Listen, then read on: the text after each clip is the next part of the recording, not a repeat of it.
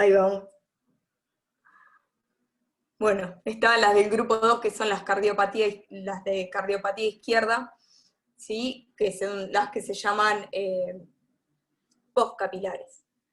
Las del grupo 3 son todas las que comprenden las enfermedades respiratorias o que llevan hipoxemia crónica.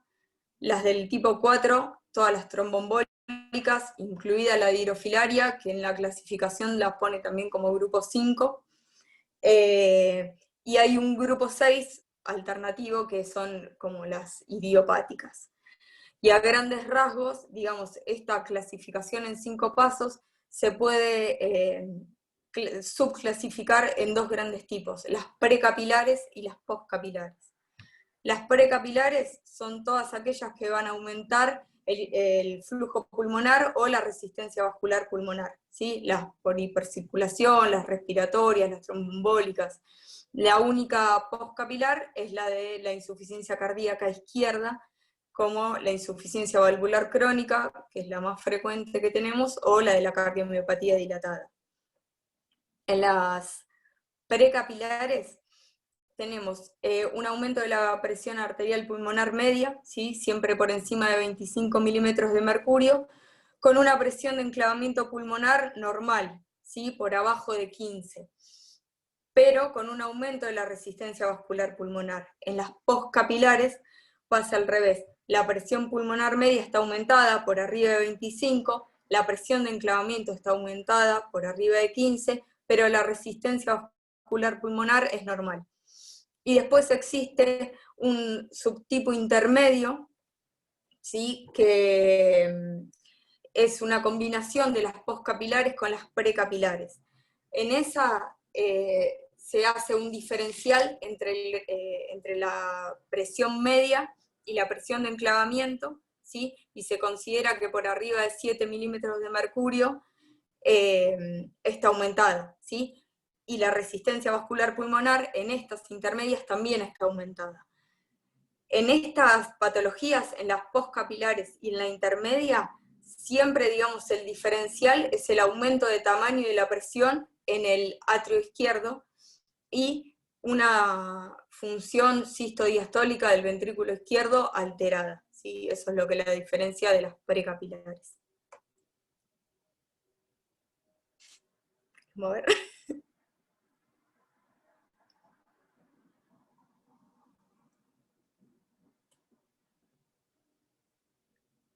Ah, pero ¿cómo estamos hoy? Ahí va. Eh, Bueno, a grandes rasgos los signos clínicos de la hipertensión pulmonar es la intolerancia al ejercicio, o sea, lo que más vemos en veterinaria es la intolerancia al ejercicio y el síncope. Y después aparecen, sí, la disnea, y cuando ya hay una falla cardíaca congestiva del lado derecho, ascitis o efusión pleural.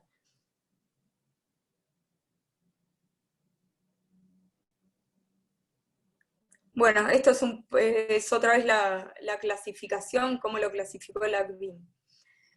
En la consulta clínica, digamos, esos son los signos clínicos que nos van a hacer sospechar de que tenemos un paciente con hipertensión pulmonar, o una placa de tórax que tenga alguna alteración a nivel de la vasculatura pulmonar, ¿sí? Como las arterias pulmonares dilatadas o tortuosas, o el tronco pulmonar aumentado, o que tenga efusión pleural, o que veamos cardiomegalia derecha. Son signos bastante inespecíficos, pero son signos de los que nos agarramos para tener como una primera sospecha de empezar a buscar por hipertensión pulmonar. Lo mismo con una ecografía abdominal, cuando buscan venas hepáticas dilatadas o aparece congestión abdominal, ¿sí? El electro es siempre inespecífico, a veces tenemos sobrecarga eléctrica de atrio y de ventrículo derecho, o desvíos del eje, pero por lo general a veces da un electro normal y hay hipertensión pulmonar igual.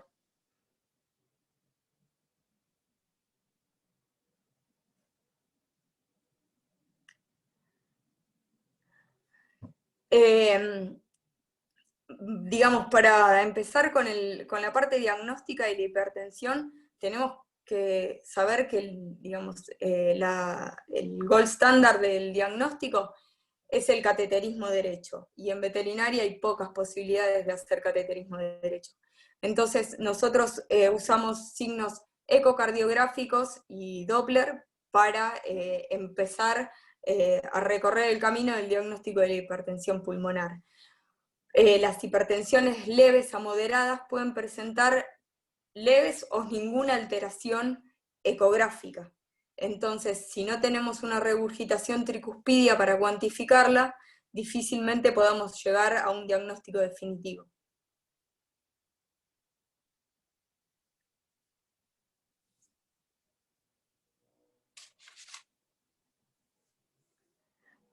A nivel ecográfico, el ACVID divide en sitios, digamos, donde explorar para sospechar de hipertensión pulmonar. Uno es a nivel ventricular y otro es a nivel de la arteria pulmonar. Y otros a nivel del atrio derecho y de la vena cava caudal. Bueno, a nivel ventricular, ¿sí? Empezamos viendo dilatación o hipertrofia, que por lo general es excéntrica, del ventrículo derecho, aplanamiento septal y movimiento paradójico, que ustedes saben que eso nos va a dar la idea de que tenemos las presiones derechas aumentadas. La arteria pulmonar dilatada, este es un parámetro que se da siempre en los pacientes con hipertensión pulmonar, y está dilatada en todo el tronco pulmonar. Usamos la rama derecha de la arteria pulmonar para buscar otro parámetro que es la distensibilidad de la arteria pulmonar derecha, que es un parámetro que tiene buena correlación con los pacientes con hipertensión. Y el prolapso de las válvulas pulmonar o tricuspidia es, a nivel BIDI, otro de los parámetros que podemos usar.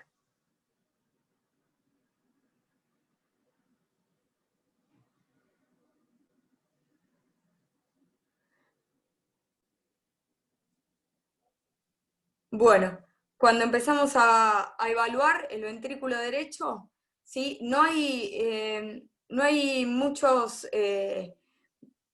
digamos, yo encontré un solo paper que tiene algunos parámetros de tablas definidas de diámetros de ventrículo derecho. Sí, sí, subjetivamente los podemos ver en el eje corto, ¿sí? En apical y en apical de 4 cámaras el atrio derecho, y sobre la ventana paraesternal derecha otra vez en un longitudinal de 4 cámaras. Lo que vemos es la dilatación de la cámara ventricular derecha y la hipertrofia de la pared libre y por lo general del septo interventricular. Una medida que se puede tomar, que está estandarizada, es el grosor de la pared libre del ventrículo derecho, que se asume tiene que ser menor a 5 milímetros.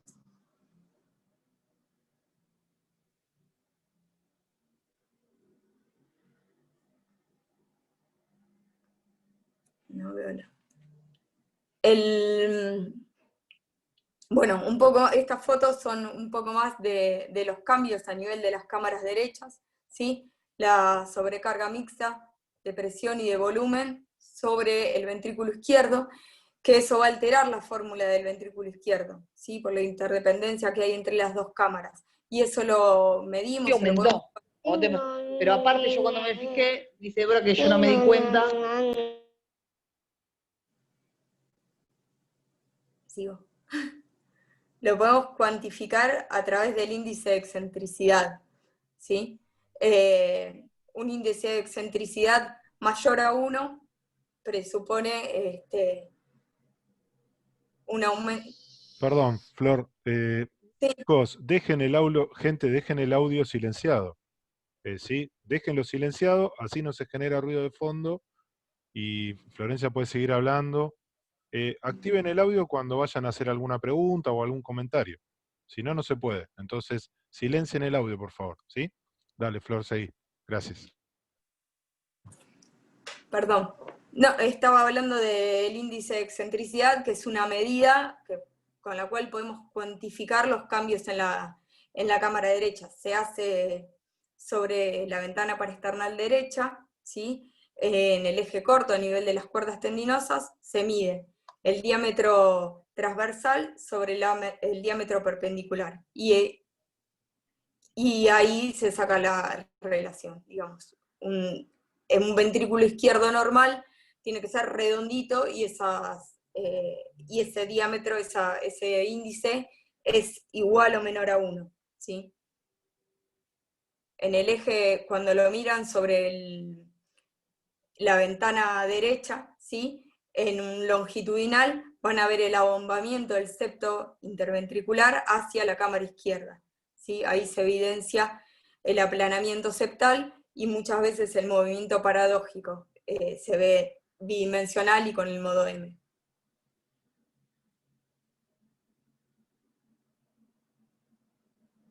Bueno, seguimos con la arteria pulmonar, como hablábamos hoy. Tenemos 3 parámetros para definir. La relación arteria pulmonar-aorta, ¿sí? Se hace en base a nivel de las válvulas y se mide, yo lo hago con el dedo, se mide el diámetro de la aorta y el de la arteria pulmonar, ¿sí? El valor normal es más o menos de 0,9 a 1, ¿sí? Una relación mayor a 1 presupone una arteria pulmonar dilatada, ¿sí? Y en la otra foto, perdón, bueno, igual está acá. La distensibilidad de la arteria pulmonar se toma en la rama derecha de la arteria pulmonar. ¿Sí? Se transecta sobre la rama derecha de la arteria pulmonar y se mide en sístole y en diástole. Y se hace un cálculo que es igual a una fracción de acortamiento. Acá dice 40%, pero el último consenso del ACVIN dice que menos del 30% es sugerente de hipertensión pulmonar.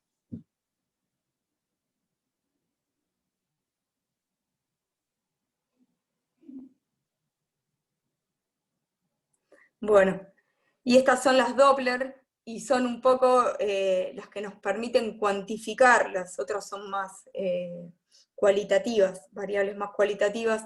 Estas nos van a permitir cuantificar el grado de hipertensión. Y son la regurgitación tricuspidia, que nos va a permitir medir la presión sistólica pulmonar, la regurgitación pulmonar, la diastólica y la media. Bueno, en la tricúspide, ¿sí? Se hace con el pico, la velocidad pico de la regurgitación tricuspidia mediante la ecuación de Bernoulli y permite clasificarla en leve, moderada o grave. En la parte donde está la fórmula, dice la presión en el atrio derecho.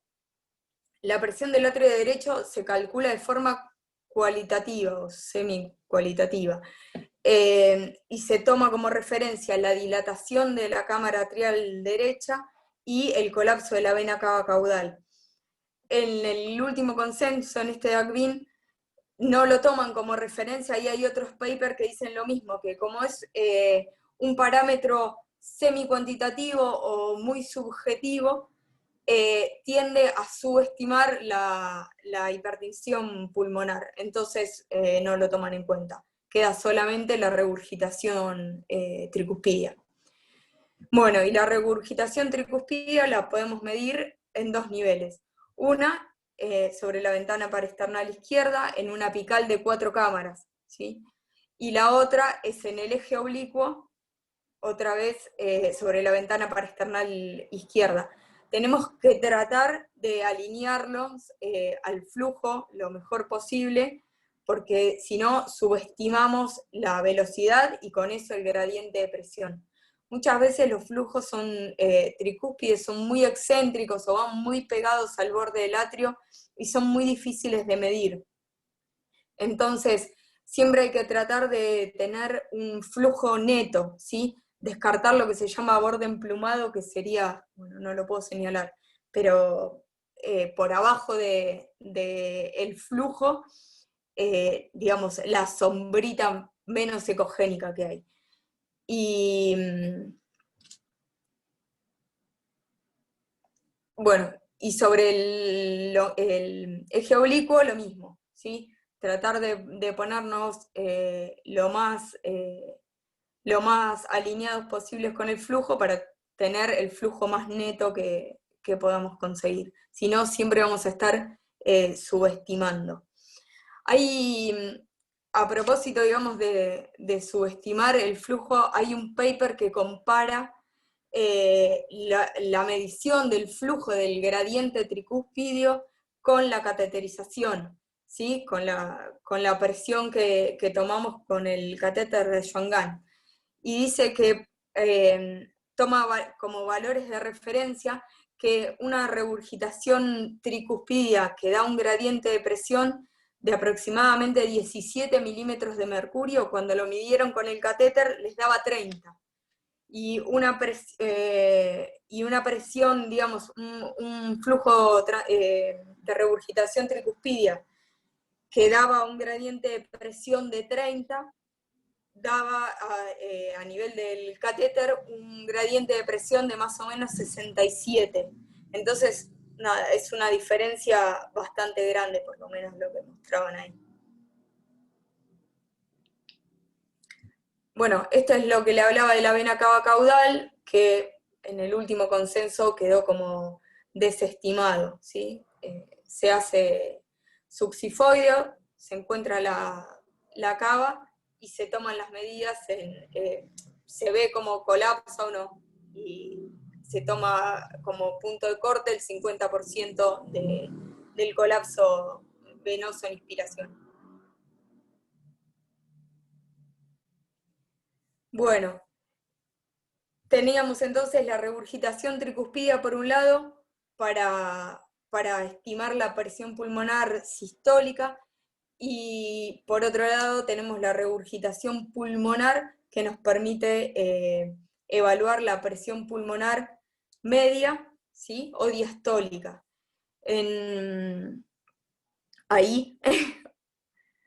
Ahí marcaría la presión media y al final de la curva la presión diastólica, ¿sí? Se hace igual que con la regurgitación tricúspide, se toma la velocidad pico en cada punta y por la ecuación de Bernoulli se saca el gradiente.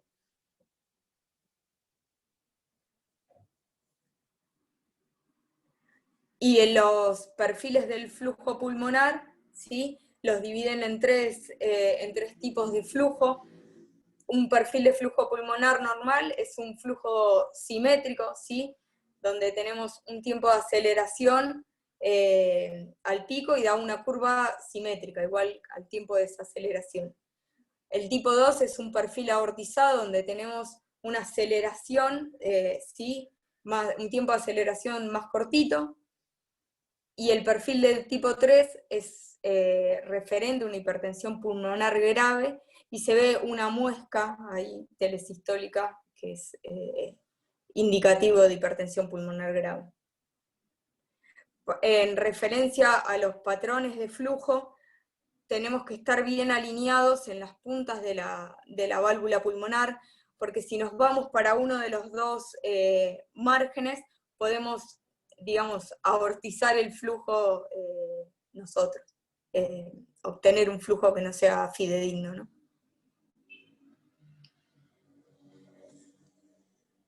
Y la resistencia vascular pulmonar es otro parámetro que se hizo por medio de esta fórmula, porque lo mismo, la resistencia vascular se hacía por medio del cateterismo, el cálculo.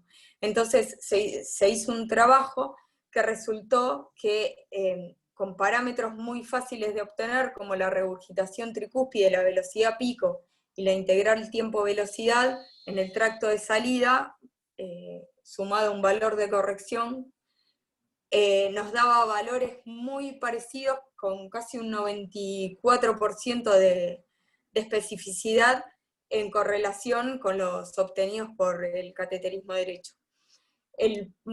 Digamos, el número de corte es 2, ¿sí? Por arriba de 2 se toma como que hay resistencia vascular pulmonar aumentada, sugerente de hipertensión pulmonar.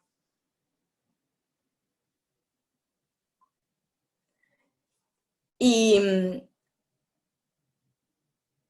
tenemos otros medios para evaluar el ventrículo derecho, donde evaluamos la función global del ventrículo derecho y la función sistólica, ¿sí? A través del TAPSE, que es el movimiento del anillo tricuspidio, y el índice de Tate. No hay valores para el TAPSE tan estandarizados como para el movimiento de la válvula mitral. Sí en humanos, como el número de cortes arriba de 1,5, y el índice de Tate, que lo hacemos a través del Doppler tisular.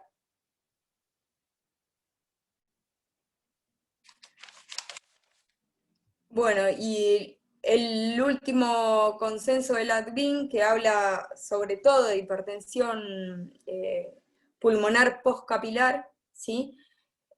Toma como referencia todos los parámetros que dimos antes, pero siempre asociados a cardiopatía izquierda. Siempre tiene que haber una dilatación del atrio izquierdo, un aumento de tamaño o una sobrecarga de volumen del ventrículo izquierdo o una disfunción sistólica del ventrículo izquierdo sumado a los otros valores, ¿no? Bueno, y el tratamiento, a grandes rasgos, digamos, todos los precapilares se pueden tratar o se tratan con sildenafil, los del grupo 3, que son los de patologías respiratorias, además tratan digamos, se considera tratar la patología de base, la patología que genera la hipertensión. Hay algunos antagonistas, ¿sí?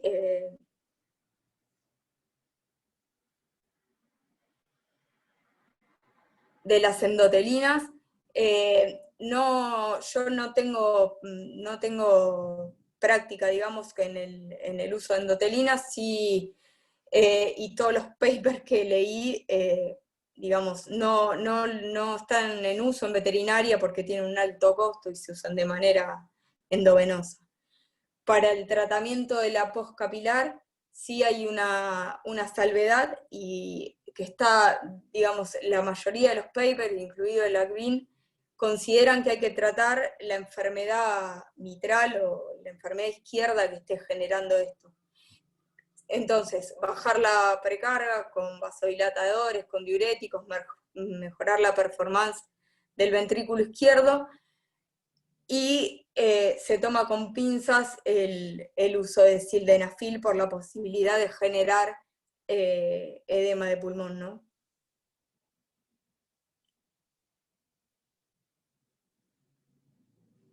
Gracias. Muchas gracias, Flor. Bueno, voy a dejar de compartir pantalla.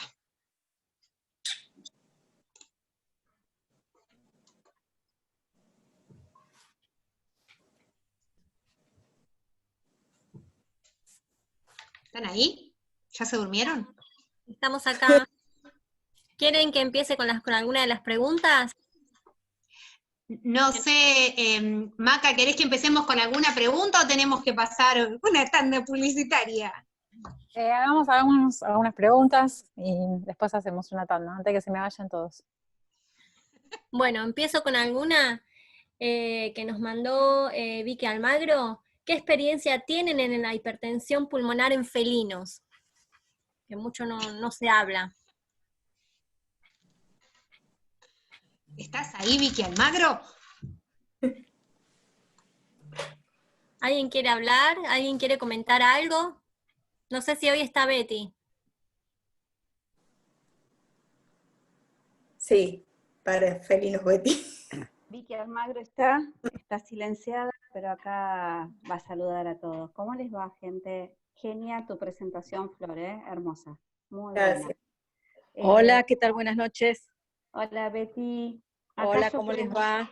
quería saber si Sí. sabían algo acerca de hipertensión en felinos, porque es un tema del que por lo menos estoy escuchando bastante, que preguntan, Sí. que colegas que se dedican a respiratorio también preguntan bastante y derivan pacientes para ver qué es lo que nosotros Bien. podemos saber. Y bueno, yo la verdad que tengo poca experiencia, pero quizás Mira, Betty yo y Flor puedan no contarnos.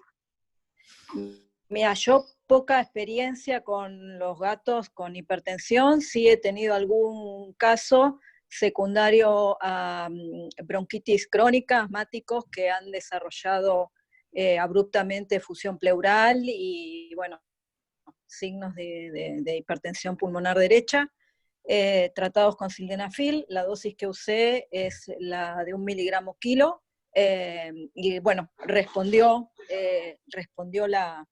digamos, todo lo que es la insuficiencia cardíaca derecha, mejoró el cuadro, en 2 o 3 pacientes, no son muchos, la verdad, pero bueno, no es mucha más la experiencia que les puedo compartir. Mejoró la parte respiratoria y mejoró todo lo que sea los signos de insuficiencia derecha, es decir, mejoró todo lo que sea la acumulación de líquido pleural.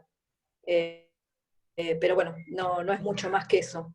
Sí leí algún artículo en gatos que lo han usado en la hipertensión pulmonar secundario a ductus, por inversión del flujo de derecha a izquierda, pero bueno, no he tenido gatos con ductus invertidos, así que tampoco les puedo comentar.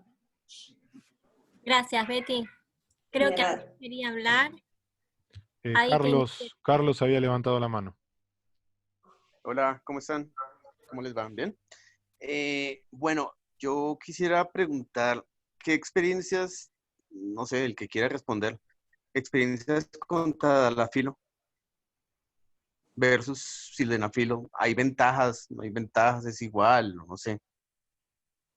Yo no escuché lo que preguntó. En realidad lo que pregunta es qué diferencias o ventajas entre tadalafil y sildenafil.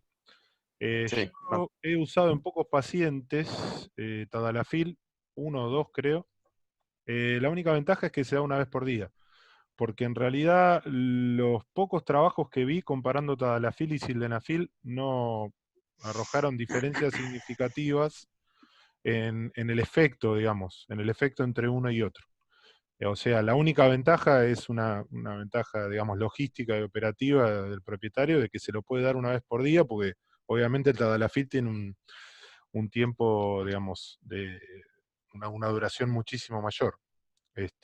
Así que una vida media mayor que el sildenafil, en perros y gatos. En perros, yo lo he usado en perros. Pero más que nada por una cuestión fortuita, ¿qué porque dosis? la dosis, la que usé fue, creo que 1 miligramo kilo, me parece. Sí, 1 miligramo kilo. ¿Sí? Pero fue fortuita porque en realidad era porque el propietario tenía tadalafil y como ya tenía, no quería gastar en sildenafil, entonces usamos tadalafil. Pero no porque yo prefiriera el uso de tadalafil sobre sildenafil. Bueno, esa es mi experiencia. Gracias.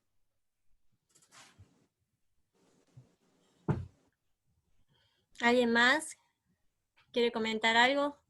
No, respecto a lo que preguntó, yo no tengo experiencia en el uso de tadalafil porque no lo usé, pero sí hay 2 papers comparando el uso de sildena con el otro, y si bien se da, como decía Nacho, una vez por día, dice que el tadalafilo tiene mejor efecto a corto plazo, pero después el sildenafil tiene una acción sostenida superadora, digamos, como que no encontraron diferencias, digamos, entre las 2 drogas.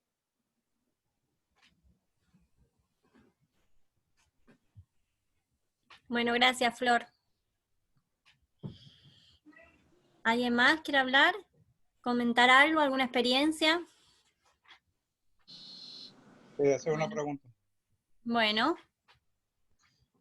Flor, no sé si lo dijiste y no le presté atención, pero ¿tiene sentido que yo vea reducción de la velocidad del flujo pulmonar con hipertensión pulmonar severa? En realidad sí está escrito por el aumento de la resistencia vascular, que disminuye el flujo anterobra, decís, pulmonar. se entiende que en hipertensión pulmonar severa disminuye el flujo pulmonar, además de cambiar el patrón de flujo, ¿no? Gracias. Anderson, te escuchamos. Hola a todos. Aquí estoy. Hola, doctora, muchas gracias por la presentación. Estuvo un resumen muy bueno.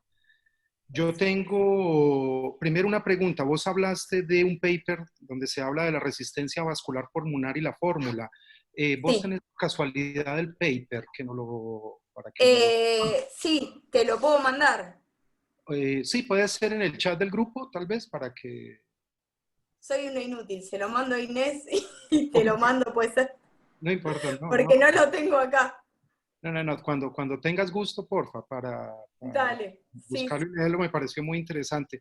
Y ahora, con respecto a lo que dijo Carlos hace un momento, y era algo que también quería decir, nosotros tomamos el patrón espectral del flujo pulmonar como una de los, ¿cómo se dice?, de los parámetros para establecer o no hipertensión pulmonar, los que expusiste, el tipo 1, tipo 2 y tipo 3. Yo he observado que en pacientes que tienen una hipertensión pulmonar severa, el patrón de flujo vuelve a hacerse normal, vuelve a hacerse redondo.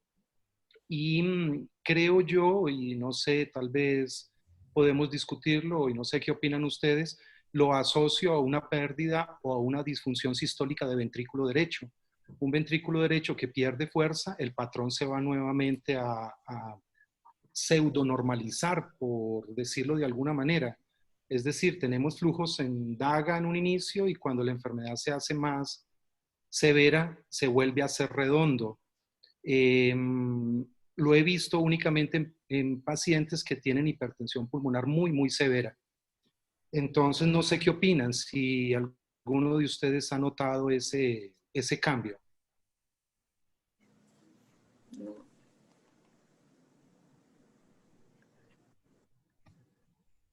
Ok, de la misma manera entonces creo yo que hay que poner en comillas o tomar ese parámetro con delicadeza, digamos, no tomarlo tan a la ligera, porque ese patrón depende de la fuerza que tenga el ventrículo derecho en su eyección, y si hay disfunción ventricular derecha, pues entonces se va a redondear. Lo mismo, saliéndome un poquitito del tema, he observado cuando hay disfunción sistólica de ventrículo izquierdo, el patrón de flujo aórtico deja de ser en daga y comienza a redondearse. No sé si sea una observación que ustedes hayan visto. Y una pregunta, en los pacientes mitrálicos, ¿a partir de qué punto consideran el uso de sildenafil? ¿En qué momento comienzan a utilizar sildenafil en un paciente mitrálico con enfermedad avanzada?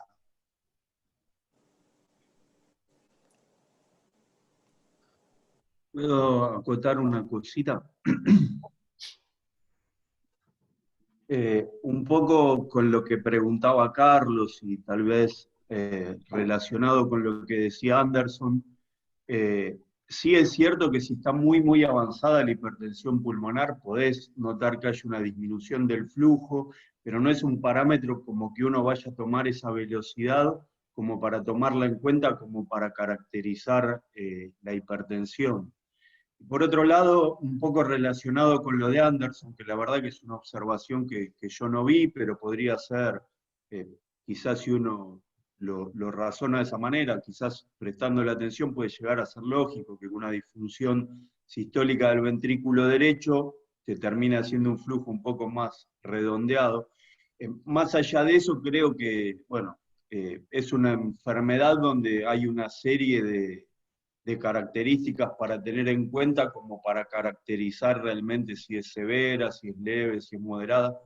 Y bueno, a mí no sería en principio la que me dejaría más tranquilo, en el sentido de que si yo tengo un paciente que tiene una hipertensión pulmonar severa, voy a tener una serie de otros parámetros que me parecen mucho más certeros como para llegar a definir, decir, sí, sin dudas, esta hipertensión pulmonar es severa, y bueno, y tal vez a partir de esa clasificación de la hipertensión es que vería y le prestaría atención a lo que dice Anderson. A ver, bueno, mira, la verdad que nunca le presté atención, quizás lo que dice él se pueda tomar como dato, pero bueno, digamos que no lo tomaría como algo más que subjetivo, ¿se entiende? Claro. Bueno, pues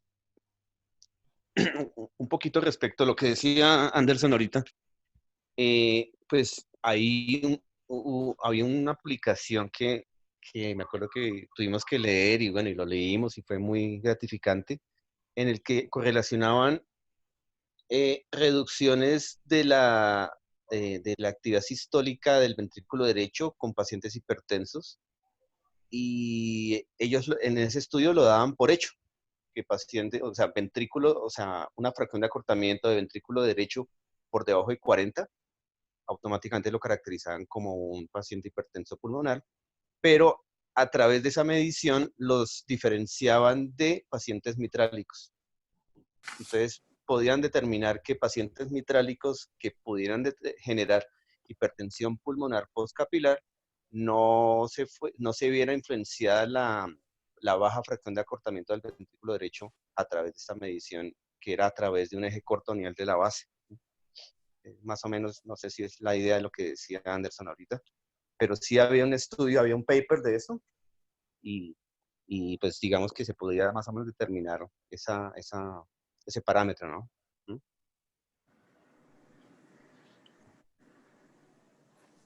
Bueno, gracias. ¿Alguien más quiere comentar algo, hacer una pregunta? Sí, yo. Un segundito.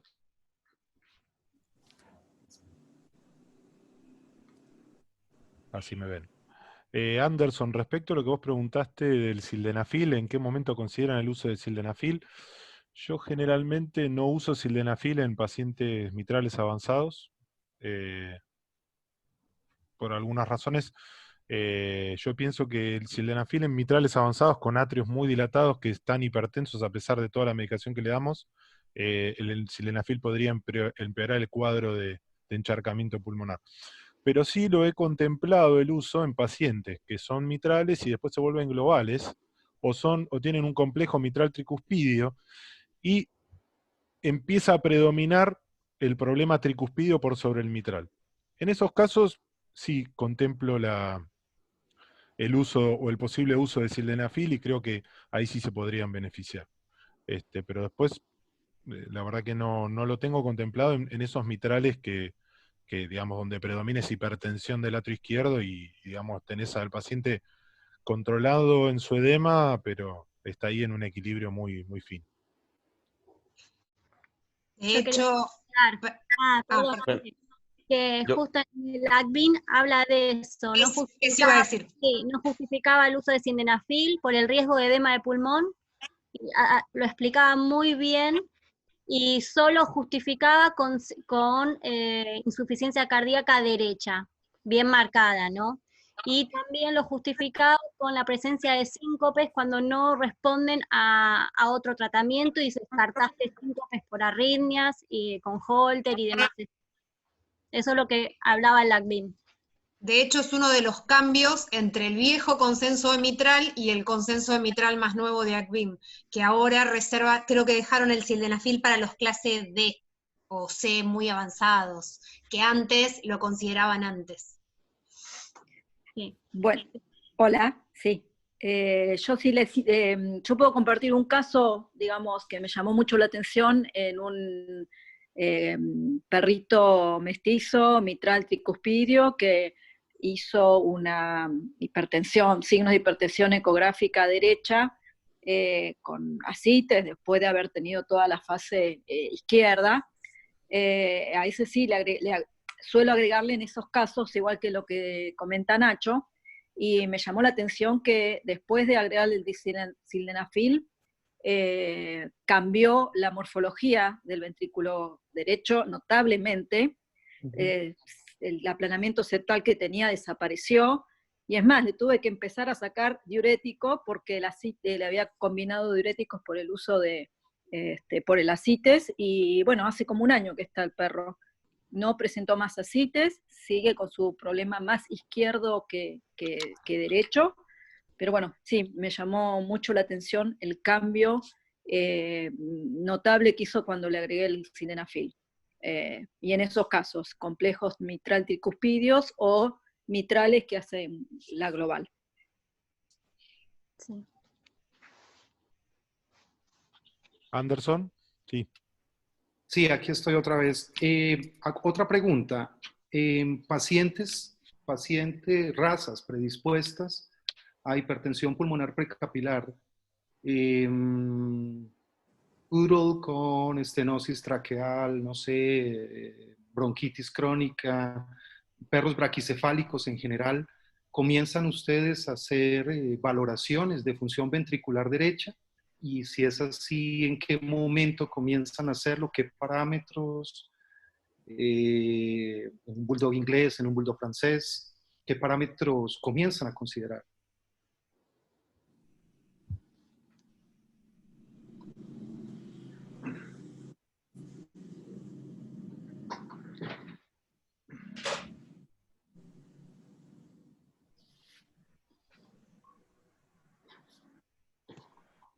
Hola.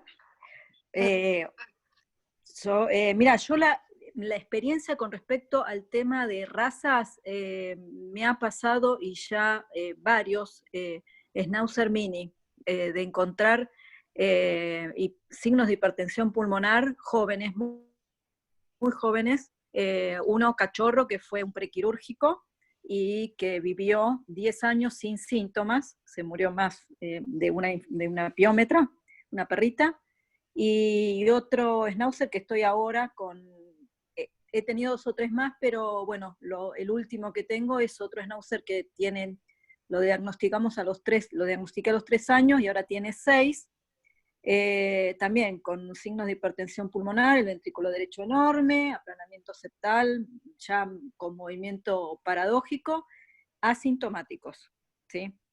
Así que con respecto a las razas y sin síntomas respiratorios, sin causas respiratorias evidenciables. La verdad que calculo que puede ser algún tema racial, de alguna alteración vascular, pulmonar o algo, pero nunca lo he podido definir.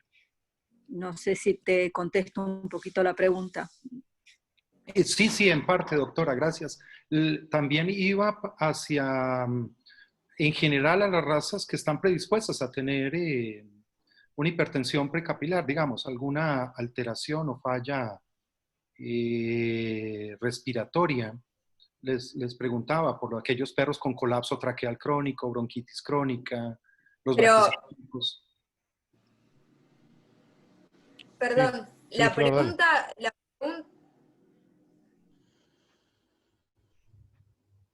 hola, la pregunta es si valorás antes de tener signos ecográficos de hipertensión pulmonar en Sí, esas sí, razas. claro. Sí, la pregunta es si lo hacen, si les parece útil hacerlo, a partir de qué momento y qué parámetros, si lo consideran útil, qué parámetros se toman. Claro, obviamente antes de que llegue a presentar una hipertensión pulmonar clínica. Claro. No, la verdad que no tengo experiencia en valorar, digamos, antes de la presentación de la hipertensión. Sí, a partir del diagnóstico de hipertensión, empezar a evaluar más parámetros, incluso a valorar la función sistólica del ventrículo derecho. Okay. Pero no previo, digamos.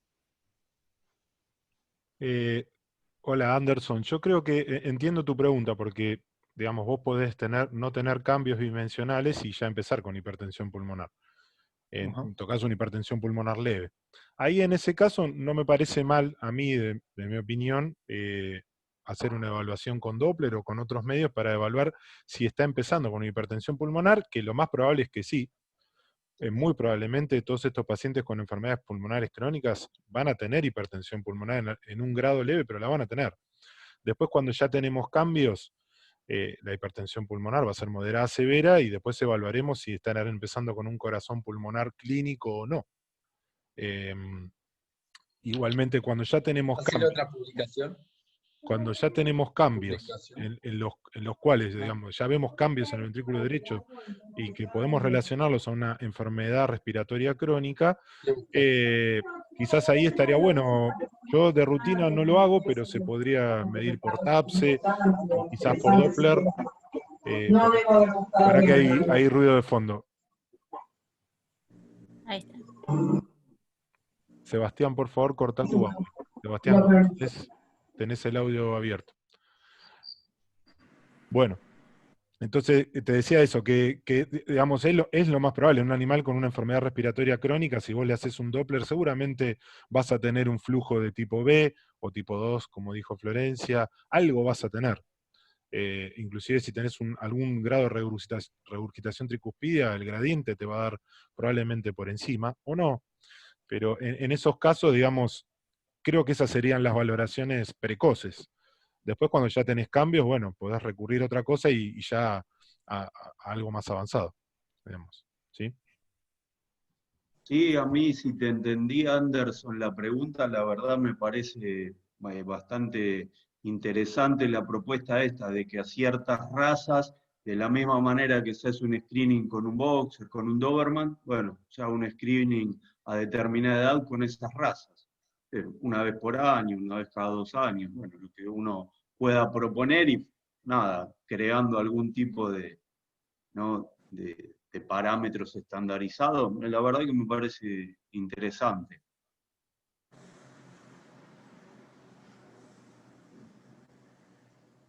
¿Sandrea? Hola, otra vez yo. Ah.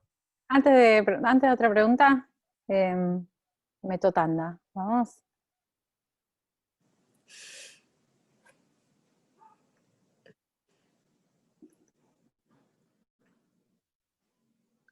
Bueno, videíto, así que ahí las empresas van a presentar sus productos. Yo me quedo calladita.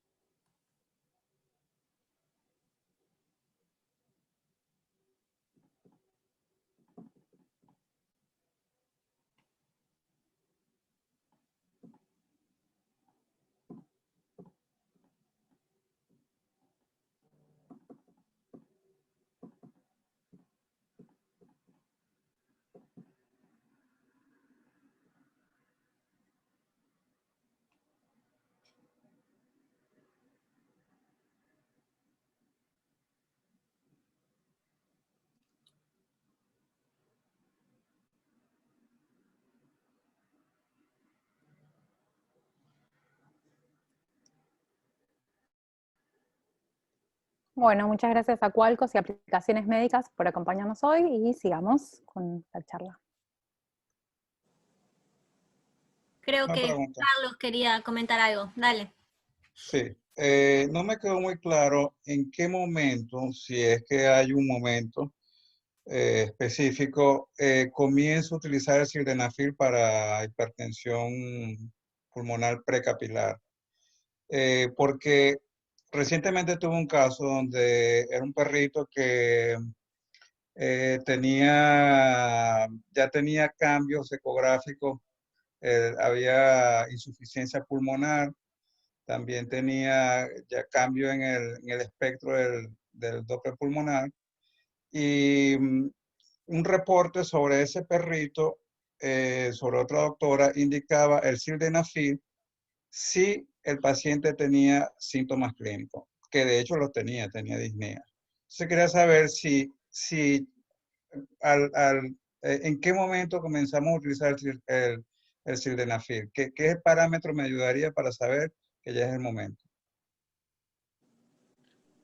Bueno, perdón. Mirá, Carlos, yo personalmente, cuando ya hay signos clínicos asociables a la hipertensión pulmonar, tranquilamente es el momento para usarlo. Si vos ya tenés un paciente que viene con desmayos, con disnea, con intolerancia al ejercicio, y tenés una hipertensión pulmonar precapilar, es un momento para indicarlo, ¿no? Podría pasar que tenga cambios ecográficos y no tenga síntomas clínicos. ¿Sí? Yo creo que sí, y me Totalmente. imagino que sería coherente. No sé, Flor, tenés alguna experiencia, pero calculo que habría que ya ir medicando a ese, ¿no? Yo empezaba a medicar, digamos, el único signo clínico que tenía, digamos, todos los pacientes que vi con hipertensión manifiesta, ya era hipertensión de moderada a grave, todos con signos clínicos, incluido el síncope. Un solo paciente con una leve disnea, con signos ya ecocardiográficos de hipertensión pulmonar. Yo empecé igual con el sildenafil, o sea, ya con el diagnóstico, digamos, sin esperar la evolución de la enfermedad. Una pregunta, y en los pacientes con insuficiencia tricuspidia, ¿en qué momento lo empiezan a medicar? Y yo creo que en un paciente con insuficiencia tricuspidia, si vos, digamos, haciendo una analogía con una mitral para vasodilatar de forma anterógrada, en realidad habría que evaluar entre todo cambios ecocardiográficos que indiquen severidad y sobre todo hipertensión de atrio izquierdo. Se podría evaluar también digamos, el índice de colapsabilidad de la vena cava, dilatación de los vasos hepáticos, de los vasos venosos hepáticos, y bueno, obviamente en un paciente que ya está en riesgo de hacer ascites, o sea, de falla derecha, sin dudas.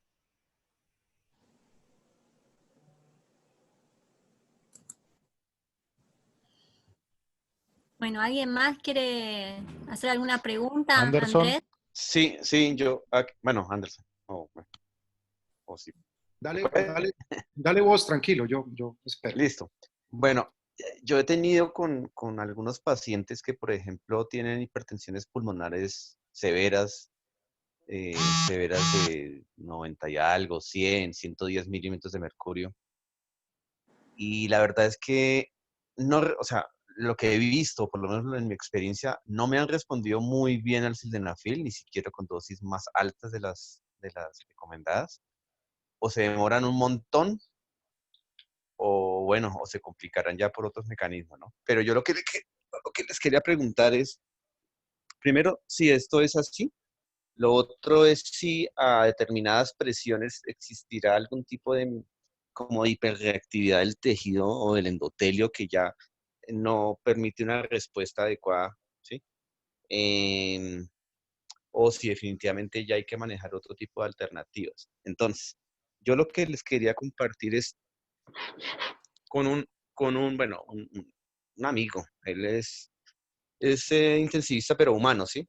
Y él nos comentaba que algunas veces, sobre todo en niños, tenían, digamos, experiencias similares y ellos los sacaban adelante era con ventilación mecánica. Esta parte de la ventilación mecánica, digamos, se podría utilizar. La verdad es que, o sea, yo tengo el concepto en la teoría en la cabeza, nunca lo he hecho, pero funcionaría, no funcionaría, bueno, es como una reflexión ahí, no sé si alguien lo ha hecho.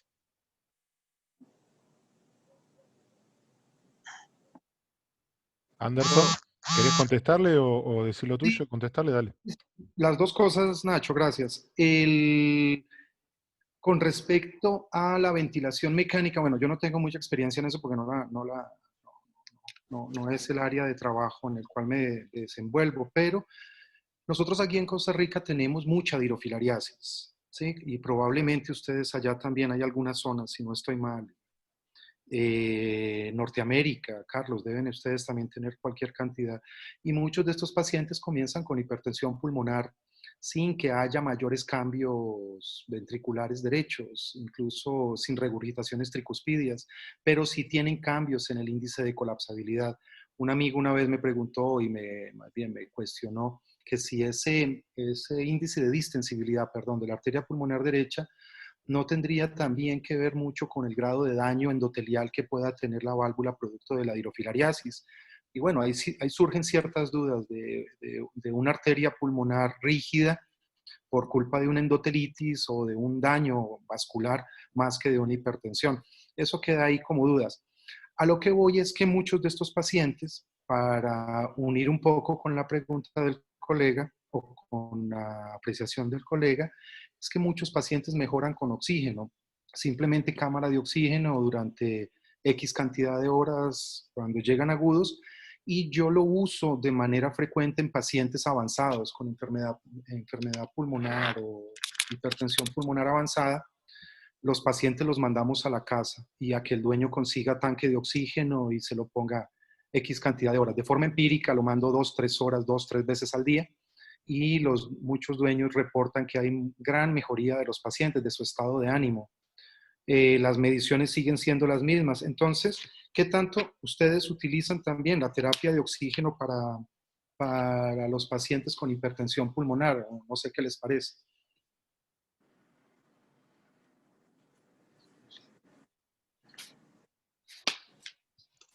Osvaldo, ¿querés comentarnos algo? ¿Qué tal? Buenas noches. No me metí antes por problema con la computadora. Una cosita con respecto a lo que mencionó algo de la distensibilidad de la arteria pulmonar. A medida que envejecen los pacientes se produce una alteración del endotelio. El endotelio tiene función por el óxido nítrico y aparte una siguiente fase por engrosamiento de la íntima. O sea, es muy probable que a medida que avance la edad, la arteria aorta, que específicamente la que se puede medir el strain de la aorta, se pueda disminuir también en la arteria pulmonar, la cual tiene mayor distensibilidad. Si esto lo extrapolo a un problema de hipertensión pulmonar, diría que cualquier causa de infección a nivel pulmonar liberaría citoquinas que empeoraría el cuadro de función endotelial. Es mucho más complejo que a veces yo no lo puedo entender tan bien todo. Con respecto a lo que mencionaron de la terapia en los niños, lo que se puede llegar a utilizar, lo que usan en humanos, si no estoy equivocado, es óxido nítrico, cuando tienen al nacimiento un aumento de la presión pulmonar precapilar porque el pulmón no tiene una buena distensibilidad. Ese óxido nítrico mejora mucho a esos pacientes que salen cianóticos, en una palabra.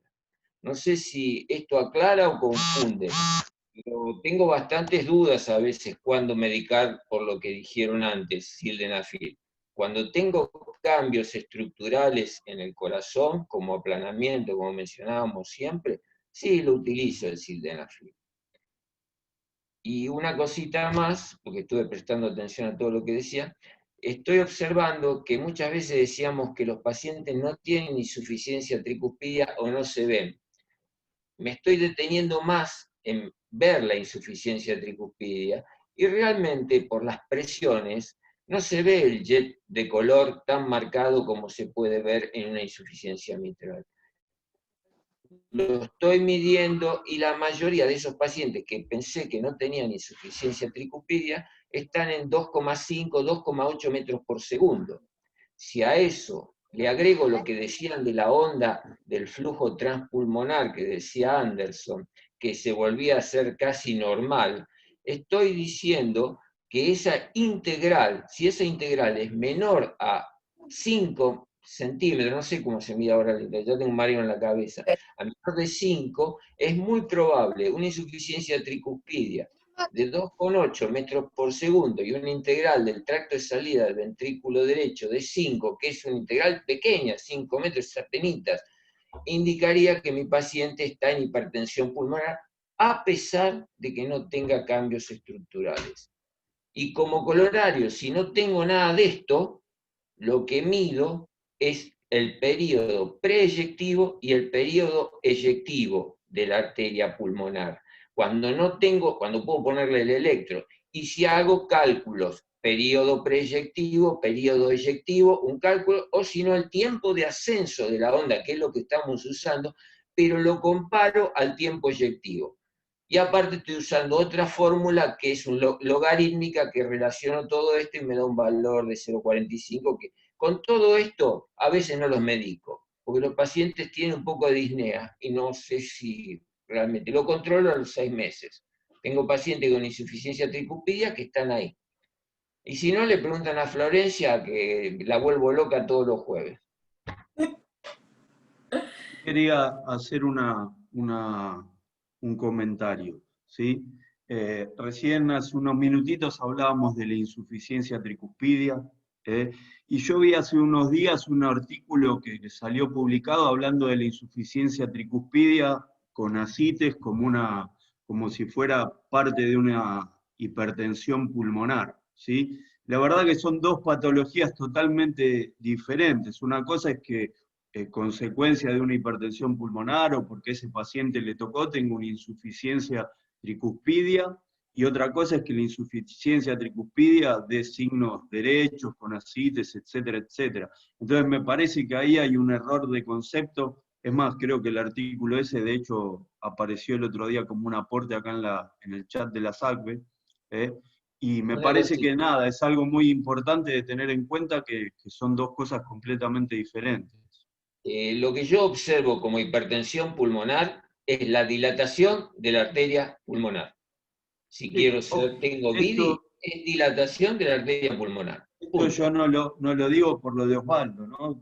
Lo digo porque, bueno, era algo que, bueno, también hablando con Flor, cuando se estaba preparando el tema, bueno, salió ese comentario de ese artículo que había salido, y bueno, una cosa es que podría llegar a tener un paciente así, si tiene hipertensión pulmonar, pero no es el caso de una insuficiencia tricuspidia pura, son cosas distintas. Si lo mira en ese artículo, apareció publicado, de hecho creo que aparece una foto de un cachorro con una insuficiencia o una displasia tricuspidia severa y una ascites severa como un ejemplo de hipertensión pulmonar, y bueno, era ese comentario nomás.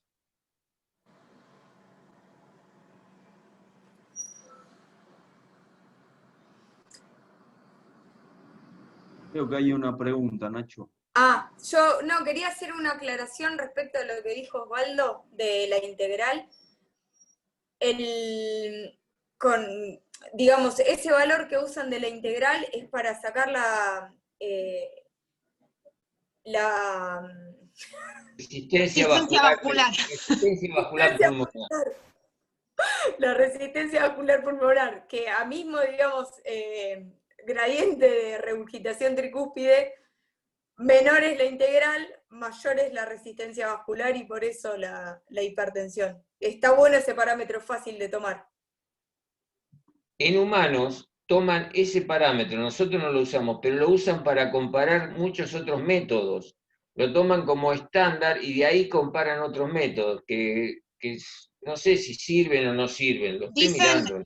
Yo vi un artículo de la SAC, en la parte matemática entendí la mitad, pero en pediatría dicen que correlaciona muy bien con la medición invasiva y es una manera de no someter a niños a procedimientos tan invasivos. Aparentemente correlaciona muy bien con las medidas invasivas. Sí, respecto digamos, lo que sería la hipertensión pulmonar pediátrica, bueno, nosotros hemos visto algunos casos que podrían ser paralelos a los de humana, en los cuales hay una retención de lo que sería el patrón pulmonar fetal, ¿sí? De alta resistencia. De hecho, con Florencia trajo un caso al servicio una vez, en el cual, digamos, el propietario era médico cardiólogo, es una perrita que tenía hipertensión pulmonar congénita, digamos, primaria, y resolvió muy bien con digamos, el médico, el dueño, había empezado con diltiazem, porque, digamos, hay trabajos que dicen que el uso de diltiazem mejora la hipertensión pulmonar primaria en infantes, y creo que vos, Flor, le habías agregado sildenafil, ¿no? Sildenafil. Sí, y el perrito, y mejoró, inclusive cambiaron todos los parámetros ecocardiográficos del ventrículo derecho, o sea, el perro normalizó todo. Quedó, ese caso es divino, Sí, quedó únicamente con una insuficiencia tricúspide leve sí. y ya sin, ¿te acordás? Sin aplanamiento septal, no tenía más movimiento paradójico, cambió Sí, la respiración del perro. un bull mastiff era, ¿no? Un bull mastiff. Un bull mastiff, sí, Cuba, todavía la sigo viendo. Respecto del oxígeno, de la oxigenoterapia, bueno, el oxígeno, digamos, dado de manera directa, en cualquier forma de administración, es vasodilatador pulmonar. Lo que hace inicialmente es producir una redistribución del flujo sanguíneo pulmonar, o sea, modifica digamos, la relación ventilación-perfusión. Así que, obviamente, en el inicio, un paciente con hipertensión pulmonar intratable se va a beneficiar del uso de oxigenoterapia. El tema es que, digamos, como ustedes saben, no podés tener un paciente con oxígeno al 100%, no está indicado inclusive hacerlo hasta más de 12, 24 horas por la oxitoxicidad, pero digamos, el hecho de que respondan a la oxigenoterapia es por eso, básicamente. Creo que lo habías comentado vos, Anderson, respecto del oxígeno. Así que sí, es así.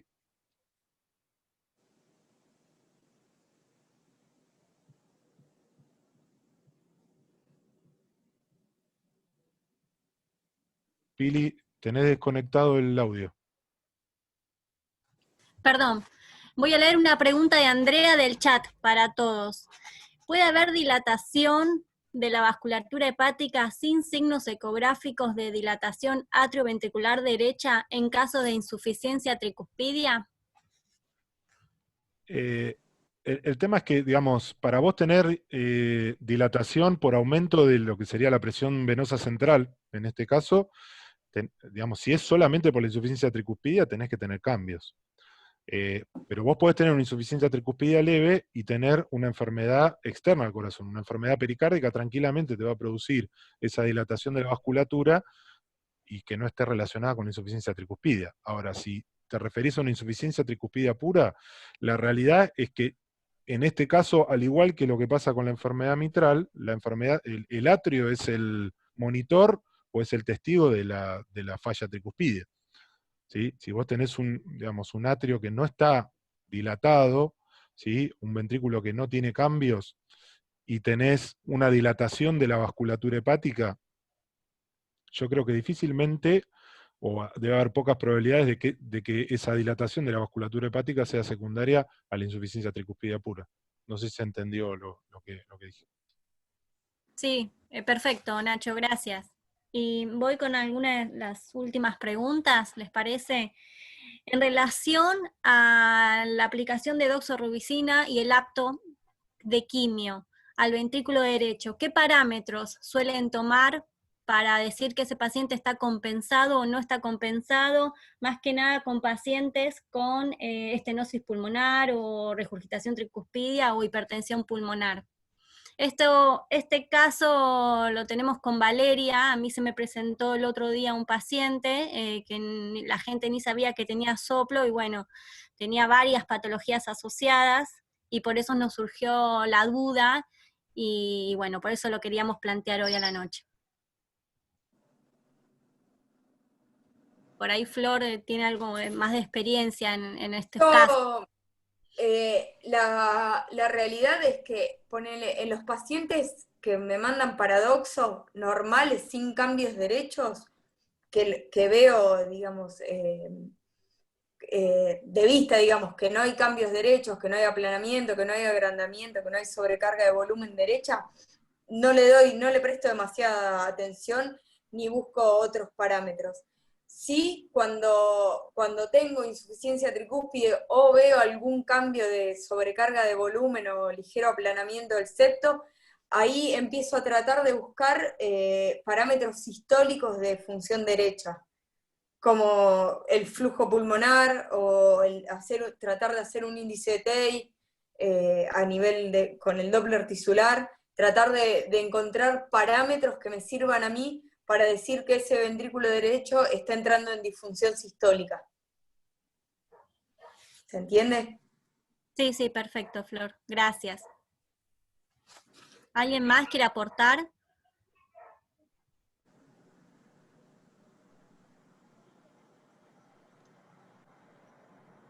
Osvaldito, ¿vos querías decir algo? Te estoy leyendo el chat, pero por ahí es más viejo. Sí, pará, porque me perdí en qué punto era la respuesta ahora. Con respecto a la insuficiencia tricuspidia, esto lo dice más por curiosidad que por otra cosa. El perro tenía insuficiencia tricuspidia realmente evidente, le vi las yugulares y veía el pulso que se veía perfecto, coincidente con la onda de pulso, en el pulso yugular. Entonces dije, bueno, vamos a hacer la ecografía de las venas hepáticas. Y las venas hepáticas, en esos grados de insuficiencia, se ve una onda sistólica reversa. Esto lo es sistólica reversa, específicamente. Es una curiosidad. Y con respecto a la función sistólica del derecho, hago lo que dice Flor. Hago el tisular, mido la velocidad de las ondas sistólicas del tisular, y después por ahí un día te muestro, tengo en la computadora una fórmula que evalúa el tisular junto con la onda E y junto con la onda A, y hace un GTD del ventrículo derecho y que te da un valor X, pero lo más importante es la velocidad pico que tiene la onda S sistólica, la onda S del tisular.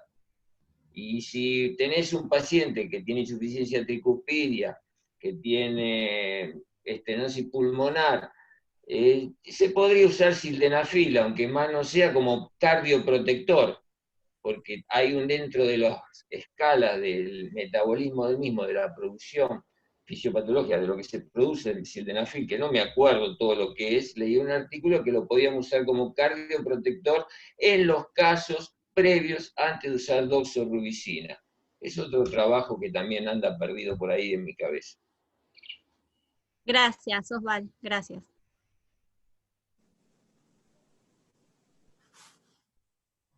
Bueno, ¿alguien más quiere hacer alguna pregunta?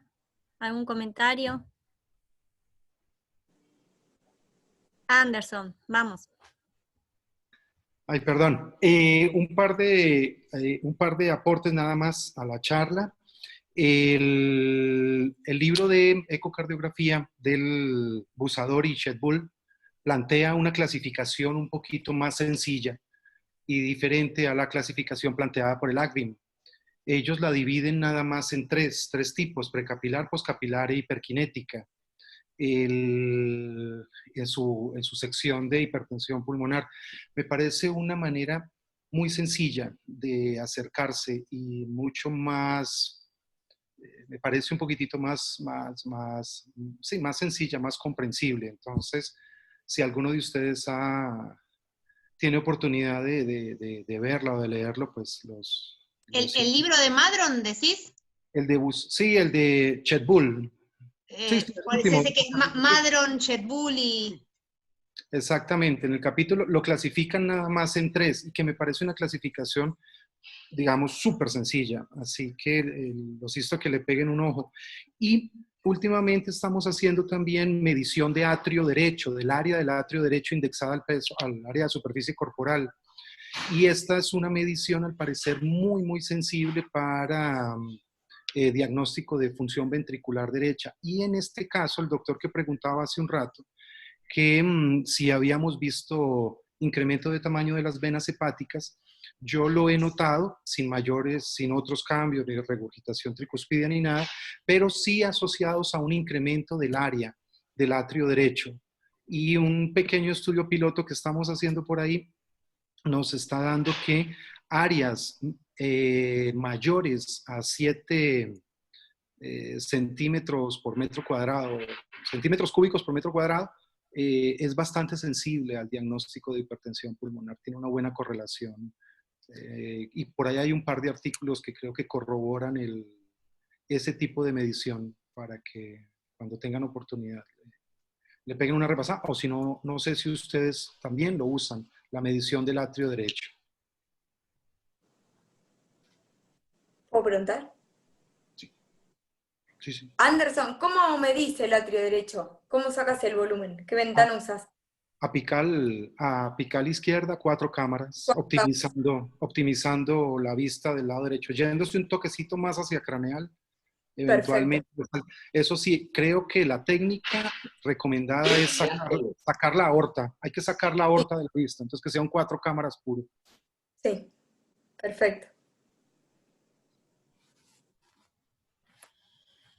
Osvaldo está diciendo algo, sí, pero Osvaldo, no se te cortó el audio, Osvaldo. Telediástole, o ¿en qué momento del ciclo lo medís? ¿Cuando la válvula tricúspide está cerrada, en ese momento? Un cuadro antes de que se abra. Un cuadro antes, perfecto, telesístole, telediástole, sí, telediástole, onda Q de la QRS.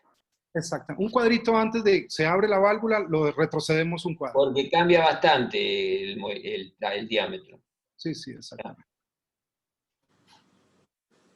Hay también, Osvaldo, un paper de Besosi, creo que se llama el autor del 2018, que habla un poco del atrio derecho y también lo toma como valor pronóstico para la evolución de esas insuficiencias tricuspídeas.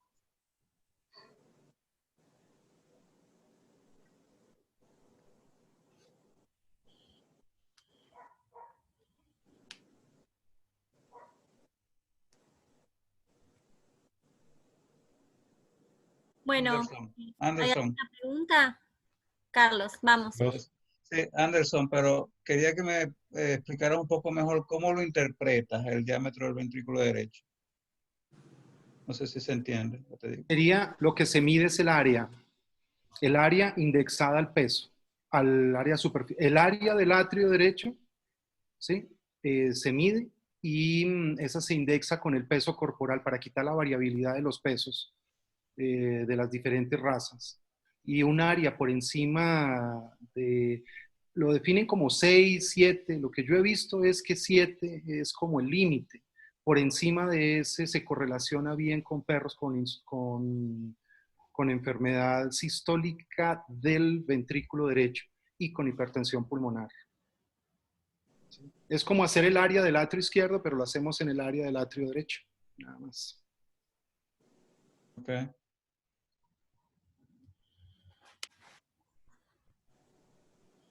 Bueno, creo que no hay ninguna pregunta más. Vamos, Inés, los saludo a todos. Me encantó la presentación, Flor, te felicito. La estábamos esperando mucho. Un beso a todos. Muchas gracias a todos. Un abrazo. Muchas gracias, un beso. Bueno, buenas noches entonces para todos. Un gusto haberlos recibido como siempre. Si nos están viendo por YouTube y quieren hacerse socios, www.sacbe.org, asociarse, y ahí nos mandan la solicitud. Recuerden, nos juntamos todos los segundos jueves de cada mes a discutir algún tema. Creo que el 8 de octubre sería el próximo encuentro. El tema propuesto es hipertensión arterial, pero podemos charlarlo. Y bueno, siempre un gusto que nos acompañen. Acuérdense que la SACBE la hacemos entre todos, así que todos los que se sumen y todo lo que estemos conectados y charlemos, nos hacemos compañía en este momento tan difícil. Gracias, Flor, por acompañarnos esta noche, porque bueno, para nosotros era importante que de un tema que es bastante complejo, contar con tu experiencia y tu entusiasmo con este tema. Y bueno, gracias por acompañarnos como siempre, y nos estamos viendo y chateando. Que descansen y cuídense mucho. Eso.